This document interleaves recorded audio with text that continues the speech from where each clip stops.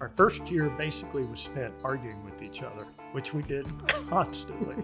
I figured in order to make friends with this guy, I would just defer to his judgment, and everything worked out. That was actually pretty smart on your part, I have to admit.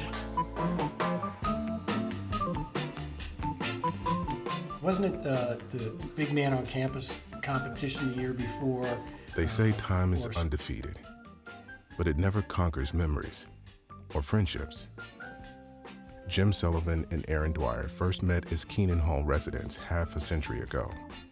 I really wanted to do something about improving the social life of the dorm that didn't center around the consumption of alcohol, the wild consumption of alcohol.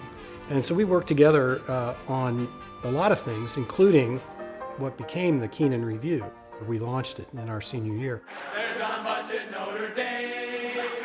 And it was deliberately a gift to the campus. And the Observer wrote an editorial the next Monday saying, this is what campus production should be like, Yeah, right? I remember that. I don't know how many concerts I saw.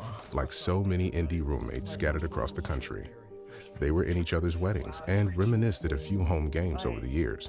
I lived in Dallas, Texas, and later Austin, so we didn't see each other as much. If we were going up to Chicago, then we would go see Jim. If we were in a location where it was doable, then we would get together with him. But in 2021, Erin's daughter posted that her dad needed a kidney. He turned out to be a really nice guy. I had a lot of people come forward and offer, family, friends, and there's 3-4 steps you got to go through to become qualified, and most of them got knocked out in the first 2 stages. Well, of course, I'm going to donate, and then, I just broke down and started crying when I couldn't do it. So then our children did it, and they couldn't do it. It makes me want to cry just thinking about some of those things, but it was just hard. I thought he was just going to lose hope. Jim is a very generous person, and when this came up, I knew that he would try and help Erin out, and I knew it was going to happen if he could do it. Are there any pictures of us in here? While he waited to donate, tragedy struck Jim Sullivan's family. Well, I have 3 children. The youngest is a boy who's a college athlete, a swimmer most of his life. He had graduated and was out of school about 8 years. And he was working out one morning and suffered cardiac arrest in the pool and died in January of 22.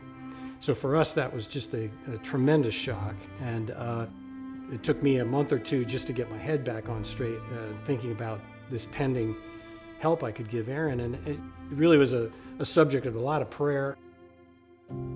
After my head cleared and I began to think about this a little bit more seriously, the original commitment just kept shining through. My friend was in trouble and I felt a call to help, but I also heard my son's voice saying, Dad, I'm fine. Live your life. Do what you need to do. People who are a lot younger than we are, that it's not such a bad idea to share one of your kidneys. That would be great. We do have 2 of them. The photos are faded. The lines on their foreheads are now deeper. And so is their connection. Kind of distinguished. I want to make my family my friends and my friends my family. And I think it stems from Notre Dame. Because you couldn't help it. At Keenan, you really do make the kind of relationships that last.